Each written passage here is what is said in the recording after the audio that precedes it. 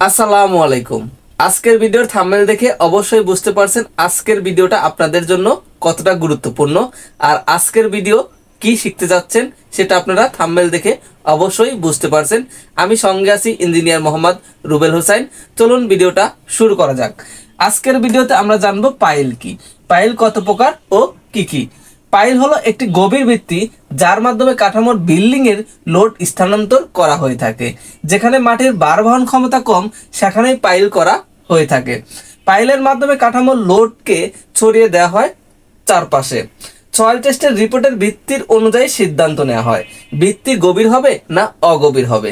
Soil টেস্টের report অনুযায়ী পাইলের design করা হয়ে থাকে।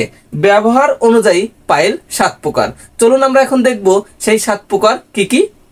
ব্যবহার অনুযায়ী পাইল 7 প্রকার: bearing pile, friction pile, sheet pile, anchor pile, batter pile, fender pile, compaction pile. চলুন আমরা এখন দেখব নির্মাণ সামগ্রী অনুসারে পাইল কত প্রকার ও কি কি।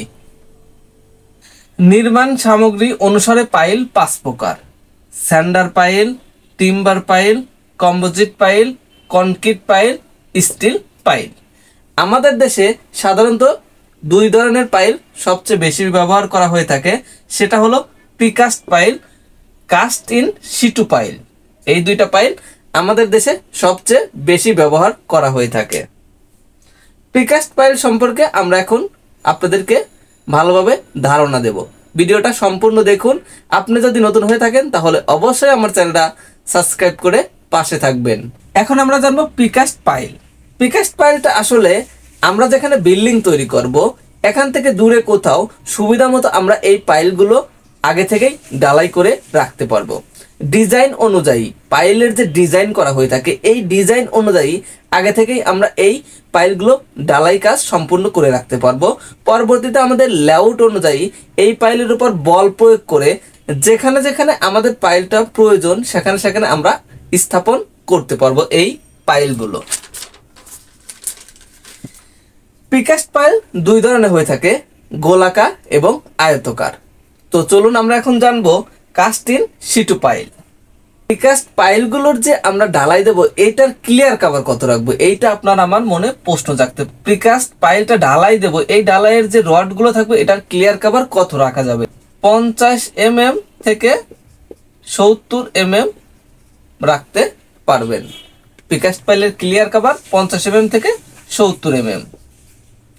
তো আমরা এখন জানবো, চলুন কাস্ট ইন সিটু পাইল। আমাদের দেশে সর্বোচ্চ যে পাইলটা ব্যবহার করা হয়ে থাকে সেটা হলো কাস্ট ইন সিটু পাইল। তো কাস্ট ইন সিটু পাইল সম্পর্কে এখন আপনাদের একটা ভালো ধারণা দেব।